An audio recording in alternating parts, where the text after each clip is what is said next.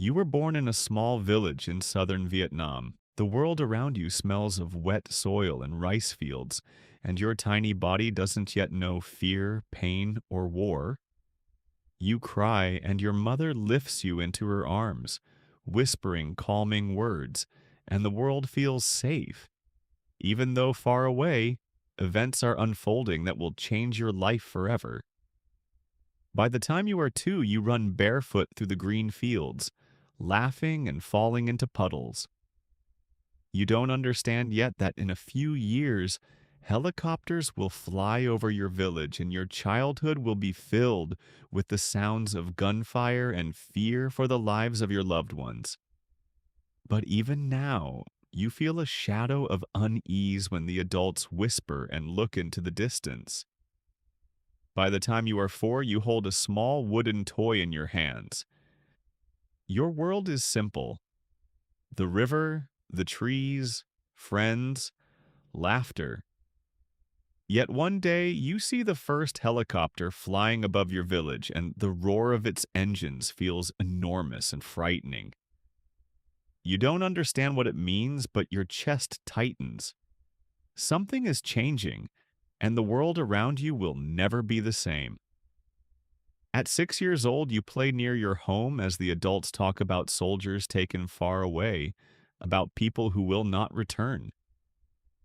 You listen, not fully understanding, but your curiosity and fear grow. You already sense that one day this might touch you too. By 8, you start to understand that the world can be dangerous. Cries can be heard in the village, helicopters fly low, and neighbors talk about early losses. You want to run, to hide, but you are small and already part of this chaos. Your games become shorter, your eyes more watchful, because you know that every step could matter. At 12, you see the jungle around your village becoming a trap. Invisible enemies, tunnels, traps, gunfire. You are not a soldier yet, but the world is preparing you to become part of the chaos. You feel tired and anxious, but also curious. How to survive, how to move quietly, how to notice every detail around you. At 15, your childhood is over. You are trained to observe, listen, and anticipate. You see helicopters, hear about napalm, chemical weapons, and technology that seems unreal. You already know that one day you will be taken, and the thought tightens your chest. But you also feel strength. You can survive. At 18, you march to the front. The jungle smells of wet earth and smoke from shelling. Every sound is dangerous: footsteps, gunfire, screams, the roar of UH-1 Huey helicopters overhead. You see wounded comrades and realize that survival depends not just on strength or weapons, but on your attention, on your ability to anticipate chaos. At 20, you endure the Tet Offensive. Streets of the southern cities are filled with chaos, smoke, screams, fear in every face.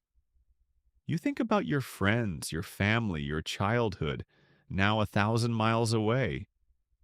You see civilians hiding in basements, realizing that war affects everyone, not just soldiers. By 25, you return home after the withdrawal of American forces. Villages are desolate, many friends are gone, but you survived. Fields are destroyed, houses burned, and people are trying to rebuild. You feel sadness and hope at the same time, understanding that from now on your life depends solely on you. At 28, you witness the fall of Saigon. The new regime changes the country, chaos and fear surround you, but you are no longer the boy who once ran through the fields. You survived, endured, and now your life is your choice.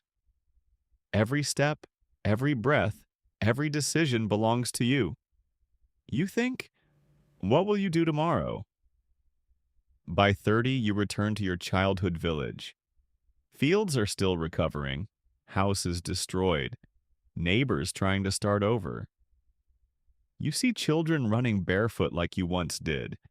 and you feel that the war, once a distant nightmare, is now part of your reality. Life continues, even after everything. At 35, you work the land, providing for your family. Each day brings peace, but also memories of the jungles, the sounds of gunfire, friends who didn't survive. You feel fatigue and pain, but also strength. You survived, and now your life belongs to you. You sit by the river and remember childhood, the smell of water, the rustle of grass, the laughter of friends, and know that memory will never fade. At 40, you begin to understand the true cost of war. Your hands still remember the fatigue of marching through the jungle.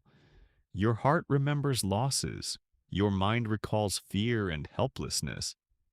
Yet you also remember moments of joy, laughter, small victories, peaceful days when you could just sit under a tree and watch the river. You understand that every day is a gift, even after everything. By 50, you are no longer the young soldier. Your body bears the scars of war. Your heart carries memories, your mind the fears. You look at the children of your children and wish for them to know about war without ever seeing it themselves. You tell them stories about the jungles, helicopters, dangers you survived, but also about the strength to endure and the hope that keeps life moving. At 60, you walk familiar paths where you once ran as a boy. You remember the scent of rice fields, your mother's whispers, friends' laughter, the roar of helicopters, first losses, first fears. You feel the pain of loss, but also pride. You lived through it all. Now you know, the real war is not only on the battlefield, but in every day you live. By 70, you sit by the river at sunset. Your body ages, but your memory is vivid. You recall every moment, from your first cry as a newborn to the last days of the war, from fear to joy, loss to hope. You realize that your story is one of survival, resilience, and memory. By 80, you understand that life passed quickly. You lived through everything,